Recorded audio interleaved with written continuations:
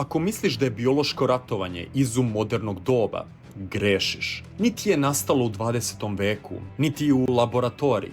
Srednji vek je u pitanju. Godina je 1346. Opsada Kafe je u toku. Grada na obali Crnog mora, današnje Feodosije. Mongoli i zlatne horde pokušavaju da ga osvoje. Grad se brani, ne popušta. Zidovi stoje. Ali onda se dešava nešto čudno.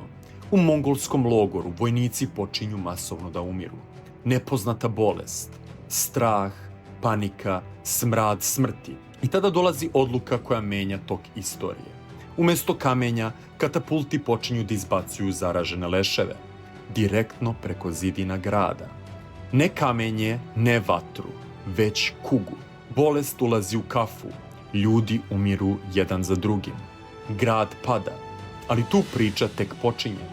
Iz kafe zaraza kreće dalje. Preživeli brodovima beže na zapad i nose smrt sa sobom. Senka koju će Evropa kasnije nazvati crna smrt.